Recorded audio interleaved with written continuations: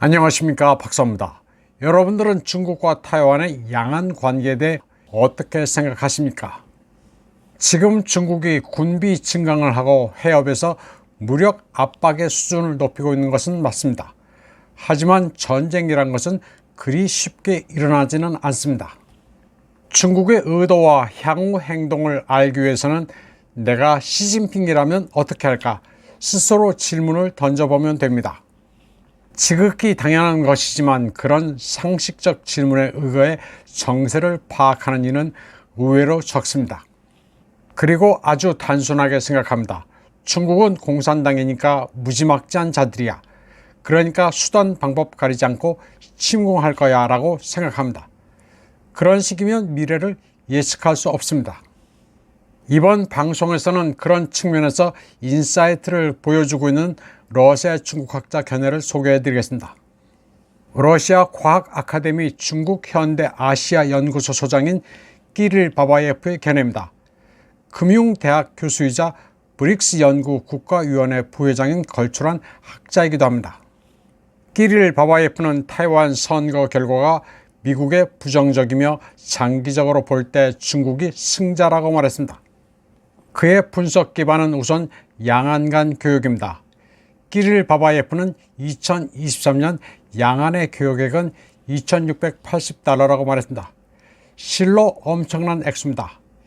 2023년 중국 러시아 무역액이 기록적인 2400달러라고 이를 경축하는 분위기인데 그보다도 더 많습니다. 중국이 러시아로부터 막대한 양의 에너지를 수입하고 러시아가 중국으로부터 자동차와 가전, 각종 경공업 소비재를 수입해 이룬 무역액이 많다고는 하지만 양안 간 교역액이 더 많습니다. 중국 기업들에 있어 타이완은 핵심 전략 파트너인 러시아보다 더 중요한 상대국입니다. 끼릴 바바예프는 이런 기초적인 사실이 양안 관계를 이해하는 데 중요하다고 말했습니다. 중국과 타이완은 언어, 역사, 문화를 상당 부분 공유할 뿐만 아니라 경제, 무역에 있어서도 뗄래야 뗄 수 없는 관계라는 것입니다. 그리고 이는 타이완을 둘러싼 강대국 간 쟁투에서 장기적으로 결정적 요인이 될 수도 있다고 끼릴 바바예프는 말합니다. 그는 1월 13일 있었던 타이완 대선도 그런 상황을 바꾸지 못했다고 말했습니다. 이번 대선에서 친미 성향인 라이칭다가 40%의 득표로 승리하긴 했지만 야당의 분열로 얻은 어부질이었고 입법원에서는 주도권이 친중인 국민당으로 넘어갔습니다. 그러나 명목상 친미 성향의 민진당이 집권함에 따라 미국은 타이완을 더 적극적으로 무장시킬 수는 있게 됐습니다. 친미 민진당이 집권해 중국의 무력 위협이 한층 더 높아졌다는 이유가 생겼기 때문입니다. 그러나 역으로 중국으로서는 미국보다는 타이완에 경제적으로 훨씬 영향력이 강합니다.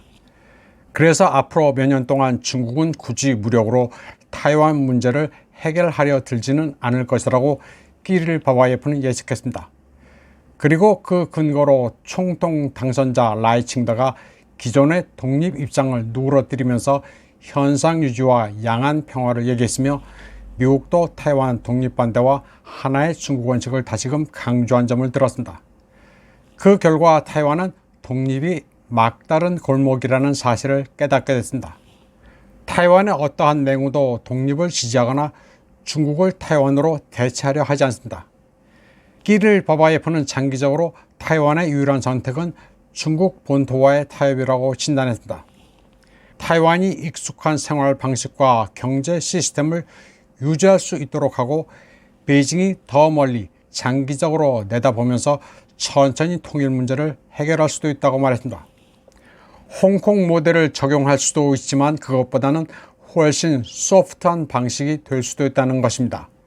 끼릴 바바예프는 현재 유니언 스테이트인 러시아, 벨로루시 관계를 언급했습니다. 경제적, 문화적으로 밀접한 국가 간의 느슨한 형태의 연합국가 모델입니다. 그럴 경우 베이징과 타이베이는 2049년까지 100년간에 걸친 대결을 종식시키고 통일을 위한 로드맵에 동의할 수 있습니다.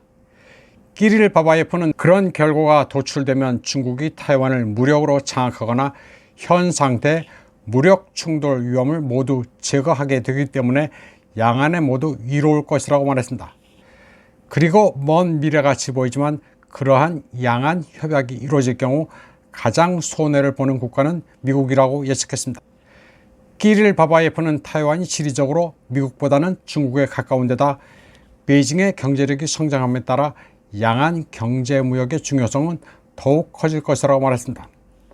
그리고 결정적으로 현상 유지는 실제로 중국에 더 유리하다고 시작했습니다.